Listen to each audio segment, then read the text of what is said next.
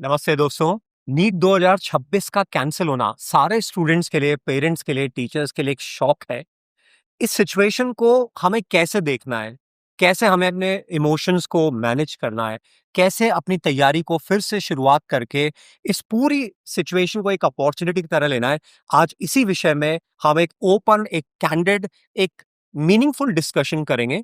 तो सबसे पहले हम बच्चों के इमोशंस की बात करते हैं। इतने सारे बच्चों से बात हुई, कुछ बच्चे ऐसे थे जिनका कि सिलेक्शन श्योर था और वो सेलिब्रेट करना स्टार्ट कर दिए थे, उनकी मीडिया में पोस्ट आना स्टार्ट हो गई थी और कुछ बच्चे बिगड़ गए थे पेपर उनके और उनके लिए एक अपॉर्चुनिटी है। कैसा रहा बच्चों के साथ में मतलब अपना discussion? So actually mixed emotions ही हैं बच्चों के। काफ़ी सारे बच्चे ऐसे हैं जो 640s या 650s के आसपास ला रहे थे। ऑब्वियसली वो लोग हैप्पी थे कि हमारा सिलेक्शन हो जाएगा, बट गिवन द सिनेरियो हो सकता है कि वो बच्चे भी बहुत पीछे रैंकिंग में आते और उनको भी शायद रिपीट ईयर की तरफ जाना पड़ता। तो मोस्टली तो 640 650s लाने वाले बच्चों के लिए तो एक्चुअली एक ब्लेसिंग इन डिस्गाइज बन के आया ये कि वो एक बेटर स्कोर की तरफ जा पाएंगे। एक्चुअली क्या है कि जो स्कोर अभी आ रहा था लास्ट ईयर के सिनेरियो देख रहे थे, उनकी रैंकिंग लगभग ये मान के चलिए आपकी 60,000 से 1 लाख क्रॉस होती है इजीली। कितने और मार्क्स पर? वो लगभग ये मान के चलिए 640 650 के अराउंड वो 60,000 के बाहर बाहर जाते।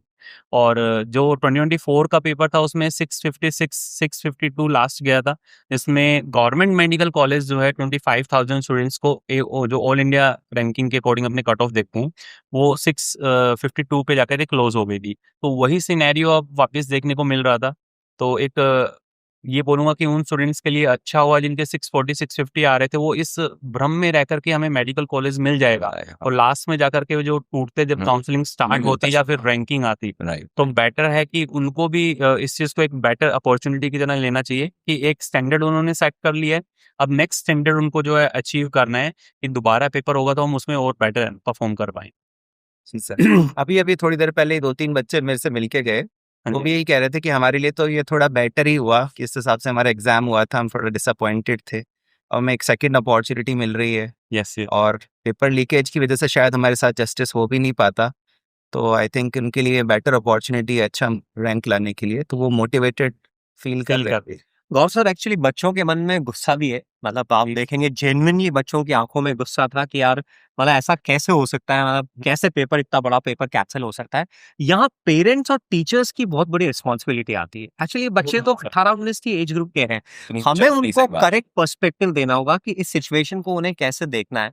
तो पेरेंट्स, आपको इस समय बड़ा कंपोज रहना है, बच्चों को कहना है, समझाना है कि भाई ये सिचुएशन केवल आपके साथ नहीं है। वो बच्चा जो 720 ला रहा है, 690 ला रहा है, उसको भी दोबारा एग्जाम देना पड़ेगा।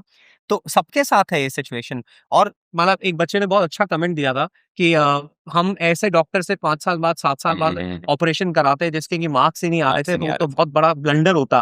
तो ये चीजें कंट्रोल हो रही है और हमारे को मौका मिला है कि हमारी परफॉर्मेंस हमें इम्प्रूव जबकि करें। वो बच्चा सिलेक्ट हो रहा था। जबकि वो बच्चा सेलेक्ट हुआ था, उसको गुस्सा भी आ रहा था, but at the same time उसने एक कमेंट बोला।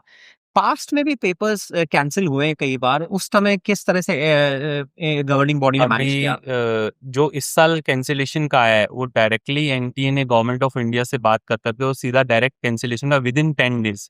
अभी आज 12 मई है और 3 मई को एग्जाम हुआ, तो विद इन 10 डेज आ गए। पहले जो कैंसिलेशन हुआ है उनके अंदर सभी जितने भी केसेस हैं वो सुप्रीम कोर्ट में गए हैं और कोर्ट के ऑर्डर के थ्रू फर्दर कैंसिल हुए हैं। तो उस समय एग्जाम जो है वो जुलाई एंडिंग के अंदर दोबारा जो है कंडक्ट करवाया गया है, बट इस बार थोड़ा जल्दी ये कैंसिल हुआ है। तो आई थिंक कि चांसेस बन रहे हैं कि पेपर थोड़ा जल्दी ही कंडक्ट करवाया जाएगा। लगभग 1 महीने का गैप मिलेगा, बट जल्दी ही कंडक्ट करवाएंगे। तो ये सिनेरियो रहा है। 4 वीक्स मिनिमम टाइम तो मिल जाएगा। 2015 और 2016 के अंदर पूरा नेशनल वाइड री एग्जाम हुआ था। जहां आप अगर अपने देखें जैसे उड़ीसा के अंदर साइक्लोन की वजह से, या लास्ट जो मणिपुर और श्रीगंगानगर के अंदर रीनीट हुआ था, वो कुछ पर्टिकुलर सेंटर्स पे हुआ था। जो नेशनल वाइड हुआ था लास्ट टाइम, वो हुआ था 2015 एंड 2016 के अंदर। तो जिसमें थोड़ा सा अच्छा गैप लिया था एनटीए ने कि कंडक्ट करवाने के लिए सारी जो दोबारा प्रैक्टिसेस हैं वो दोबारा से हुई, तो ऐसा था। मुझे लगता है कम से कम 5 से 6 हफ्ते का गैप तो मिलेगा हाँ, बच्चों को अच्छी हाँ। तरह से। और सबसे पहले मतलब बच्चों को इस सिचुएशन को एब्जॉर्ब करना है। मतलब यस। मैं बच्चों से यही कहता हूँ कि भाई कंट्रोल द कंट्रोलेबल्स। जो आपके कंट्रोल में नहीं है, आप उसको मतलब सिचुएशन से फाइट करने में मतलब नहीं है। सिचुएशन आपके लिए भी है, सिचुएशन टीचर्स के लिए भी है, टीचर्स को भी वापस से डील करना है इस बच्चों के साथ में। और यहाँ पे बच्चों के लिए एक एडवाइस ये है सबसे इम्पोर्टेंट कि हर कोई सेंसेशनलाइज करना चाहता है मैटर को। यूट्यूब पे, न्यूज़ में, न्यूज़ चैनल्स पे ये मैटर कई दिनों तक चलेगा। लोगों की रिएक्शंस ली जाएगी, बहुत सारे कमेंट्स किए जाएँगे। बच्चा लोग आपको समझना है कि यार अपने को एग्ज़ाम देना है दोबारा, दिस इज़ फैक्ट, ये चेंज नहीं होगा। तो बेटर है अब अपन सेक्लूजन में आ जाएँ। मतलब कॉल टू एक्शन पे भी हम सर लोग बात करें तो सबसे पहला एक्शन तो यही होगा कि भैया एक्सेप्ट द अनकंट्रोलेबल कि भई एग्ज़ाम होना है दोबारा, एग्ज़ाम होना है, आपको अपीयर होना है तो अब बार-बार उस एग्ज़ाम के बारे में क्या सुनना?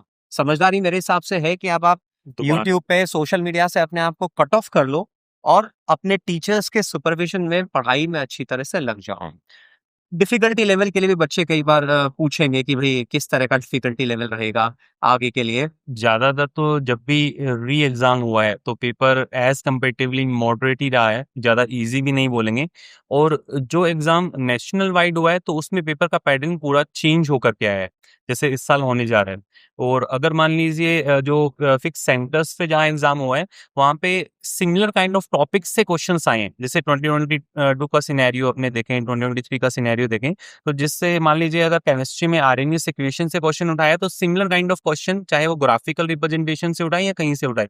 बायो के अंदर अगर पॉपुलेशन इंटरेक्शन से क्वेश्चन आ रहा है तो सिमिलर काइंड ऑफ पैटर्न पे ही सेम टॉपिक से क्वेश्चन उठा करके दिए गए हैं। बट इस बार जो नीट एग्जाम हो रहा है वो पूरा नेशनल वाइड पूरा दोबारा से हो रहा है, तो उसमें पैटर्न चेंज होता है। तो जैसे चांसेस हैं थोड़े से कि पेपर को कि अगर इन केस दोबारा कहीं लीक के चांसेस ना हो तो एनटीए ये स्टेप ले सकता है कि पेपर का लेवल थोड़ा-सा वो अभी जो आया था उसे मॉडरेट साइड में लेकर के जाए। मुझे लगता है कि पेपर के लेवल को बच्चों को सोचना ही नहीं चाहिए। यस। मतलब बच्चों को स्पेक्ट्रम के दोनों एंड्स पे काम करके चलना चाहिए। वो टीचर्स की ज़िम्मेदारी है। जिन भी इंस्टीट्यूट्स पे पढ़ रहे हैं वो टीचर्स अपने आप केयर करेंगे। दोनों तरह के पेपर्स लेंगे। ईज़ी जिस तरह का पेपर आया था और जैसे 25 का पेपर आया था और प्रोबेबली 25 से डिफिकल्ट पेपर भी आ जाए, तो हम टीचर्स को तो बच्चों को दोनों एंड्स पे ही रेडी करके चलना रहेगा। यस। बच्चों के लिए तो सीधी बात है, जो आपको दिया जा रहा है आपको करना है आंसर, क्वेश्चंस की प्रैक्टिस करनी है, थ्योरी करनी है, सब कुछ करना है। अब जैसे शेड्यूलिंग वगैरह की बात करें अपन, तो जल्दी से जल्दी आप बच्चों को गियर अप करना होगा। जी, गियर अप करना होगा, अपने माइंड को सेट करना होगा कि यार अब पढ़ाई करनी है, टीचर्स के सुपरविजन में पढ़ाई करनी है। तो बच्चा लोग हमारा यही कहना है कि सबसे पहले आप अपने सिलेबस का एक स्टेटस चार्ट बनाएं।